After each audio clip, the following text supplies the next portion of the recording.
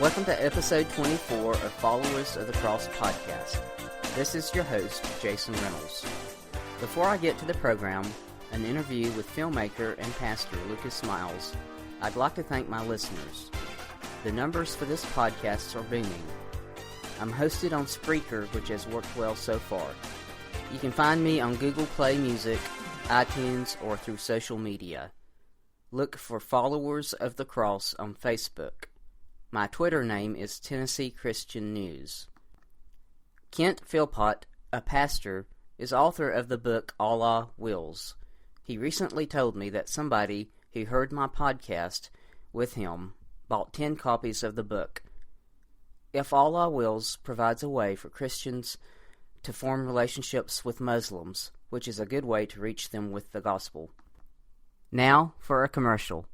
I conduct my interviews at no charge to the subjects. The most I get out of this is sometimes a copy or two of the book or movie, and not always that. But this ministry has some costs involved. I pay Spreaker $5 a month for right now to host my podcast. That will grow as I have more episodes. There are other expenses for the type of outreach I would like to do on multimedia, but I do not have the money. I'm not asking for a donation, but I am asking you to consider becoming a sponsor of the podcast. As Kent Philpott shows, this is a good way to reach your audience. Whether you have a book, a movie, an event, or some other venue where you share the gospel with people through some type of media. I will share your message as a sponsor message on a number of podcasts, depending on your sponsorship level. For more information, email me at journalnewsroom@gmail.com. That's the word journal, the word newsroom, and that is at gmail.com.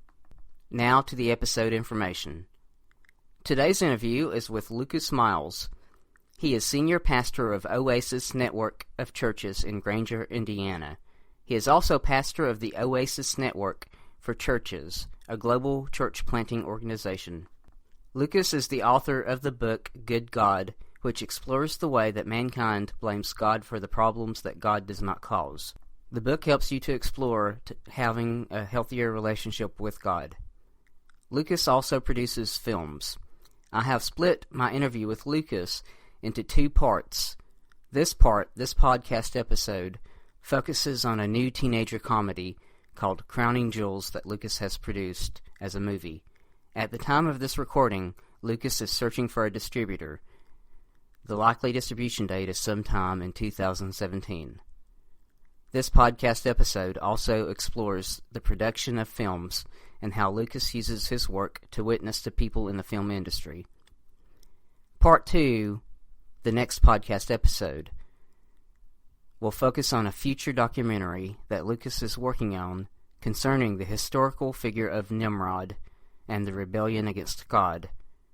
Lucas will also talk a little bit about the study guide for Good God. The study guide is free, and you just have to contact him to receive that. And now to the program. So we just signed a foreign distribution deal. We're in the process of signing a foreign distribution deal, and then we're going to be presenting it at AFM, the American Film Market in LA in November.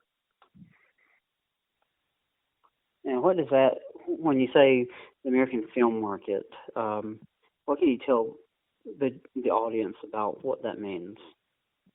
Yeah, so when you have a film that you're releasing, as it goes through the post-production process and eventually is completed, that's presented to distributors. And you can either sell a film by the rights to a film by going to distributors directly, or there's what they call film markets in various cities around the world at different times. So a lot of people have heard of, the Cannes Film Festival, and so that's a big, foreign market.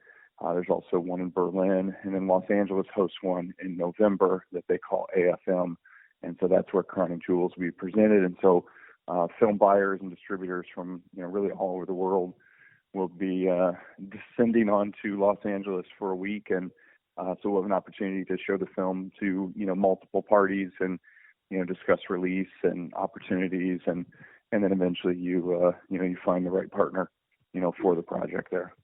Okay. I wasn't sure exactly how that process worked. Yeah. That's interesting. Yeah, it can be a complicated animal sometimes to figure out, and you see a lot of people that will make films that they'll just take them straight to festivals, and that's typically because they don't have distributor relationships. And so festivals are a great place to meet distributors or get your film in front of other people. But when you have just relationships with distributors that are already in place, then sometimes you can bypass that. So we're not opposed to taking things to festivals, and I'm sure that we will take future projects to festivals at times. But when you can just go directly to distributors, it saves some of that step, and sometimes can be more in your favor in the long run. Okay. So tell me about the premise of crowning Jules, with the twin sisters who looks like making a road trip that has some problems come up. Yeah. So Crowning Jules it's really kind of this teenage adventure comedy, and probably along the lines of I've described it as like a Ferris Bueller's Day Off meets a non-Christmas version of Home Alone, meets something that the Olsen twins would have done when they were in high school or something like that. And it's a great story of two sisters that have sort of drifted apart because of the loss of their mother, who along this journey to Boston to make it to a beauty pageant kind of, just get reconnected and rekindle that sisterly bond that they have, and renew that relationship. And so it's a great family film. I think it's got a really strong pop culture vibe to it. It's very modern, and I think it's going to be something that, especially a teenage audience, is going to enjoy, and something that parents can feel great about, their kids watching and knowing that it's a safe, film for them to be involved with. Tell me a little bit about the cast and the people behind the scenes. I believe the girls playing the sisters, or possibly sisters in real life. They have the same last name anyway. Yeah. So they're twins in real life, actually.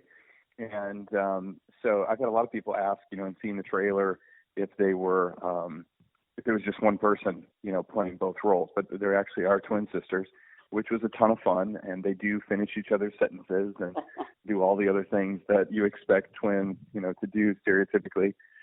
So their names are Jacqueline and Elizabeth Labadie, and they actually just graduated high school this past year, and they left actually this week to move to LA and just kind of continue pursuing their career.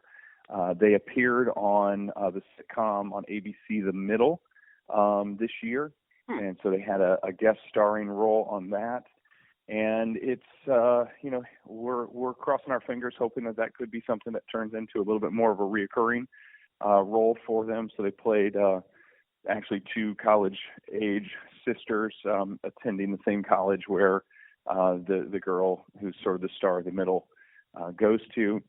And they've had a couple other opportunities. They did a pilot for Nickelodeon, and they've been involved for a few other film projects as well. They actually had a small appearance, kind of a cameo role in Rodeo Girl, the first film that I did with Kevin Sorbo. So I actually met them on the set of that film. And, a few other things that are in development that I can't talk about just because I don't want to spill the beans on any of their upcoming projects. But I know of a few things in the works where, I think America's going to get to see a little bit more of them. Okay. And additionally, in addition to the twins, we have Kevin Farley, who, Kevin's been, he's just done a ton of different roles over the years. A lot of people would know him as the late Chris Farley's brother, and Kevin was just tremendous to work with. He's just got a great sense of humor. He produced a documentary here recently about his brother that was released on Spike TV that Kevin really chaired, called I Am Chris Farley. And he's just got a great heart. He's one of the most down to earth guys in Hollywood that I've worked with, and he's just a lot of fun. He's got a show right now on CMT that he's a headliner on as well. So, and then Christy Swanson, who was the original Buffy the Vampire Slayer. I'm actually going to get my wife and I are going to visit her on this Friday. But she was tremendous, and she plays the sort of the super villain in this film, kind of a Cruella de Vil sort of character, and then Kitten Duty plays one of her stepsons, who the younger audience might know from Disney's, I believe it's Shake It Up Chicago, and also he was on Lost. He played the young Jacob on the show Lost. We certainly got some talented people on the project. Yeah, it's been a lot of fun. You just when you go into, when I discovered the script, you kind of start seeing these people in your head of who you're picturing playing these different roles, and it's always a lot of fun to kind of see how those materialize, and not only like see who plays that, but also how they end up, their own take on it. And it really came together great. We're really proud of the project. I just saw a cut of the film the other day, and it's just looking really good. And so we're a few weeks out from having a finished product. So that's been exciting. How does a pastor get involved in Hollywood filmmaking? That's interesting. It has to be an interesting story in itself. Yeah, I dabbled in music management for a while for a Christian recording artist, and that sort of got me back into the world of shooting music videos. I grew up doing a lot of theater and producing films, just as a student in junior high and high school. And so that was, I was a kid when your teacher would say, hey, can you write a paper, a 5-page paper on something? And, 6th grade lit class, I would say, hey, do you care if I make a movie instead? And I'd get all my friends in the neighborhood together, and we'd create this short story and film. And, but that was back in the days where I'm using my mom and dad's VHS camcorder and doing all the editing and everything on the camcorder. So, things have changed a long way. Yeah, they don't let me touch the cameras anymore, and they certainly don't let me edit. So I'm really there as a producer, and then director at times, depending on the project. And so it's, but people, they always ask that question of how does this connect with the ministry side of what we do or the church side of what we do? And, honestly, we found that they really go hand in hand in a lot of ways. I always say that two of the most influential places in the world are DC and LA. And, I really believe that the church should have influence in both of those places. And we need to be praying for opportunities for influence in those places. And so, we do make some faith-based films. We are making faith-based projects, but, it's really bigger than that for us. We're praying for influence, in an industry that traditionally has really shut the church out of it. And, what we're seeing more and more, there's this uprising of, and thankfully it's not just us. There's guys that are really good at this that have paved the way for people like us to be able to, just produce films that are touching people's lives and influencing, really millions. And so, it's been powerful. But I had a couple different people that have been in and out of our ministry that were in the entertainment business that were looking for help and somebody to kind of, just come alongside of them and walk with them through some of the ups and downs of the business. And that just ended up, kind of reigniting this passion in my heart to make films, to be involved in that process, and opened up some doors to have some more influence there. And so I came on this first project, which was Rodeo Girl with Kevin Sorbo, and Kevin just become a great friend. And he's doing some incredible, Christian films right now. He's actually working on a project in Alabama at the moment. And, so it's been an incredible journey. Yeah. One of the questions I had for you was, what is the process like for a believer working alongside or trying to work with the mainstream movie industry? That, of course, seems like lately there have been more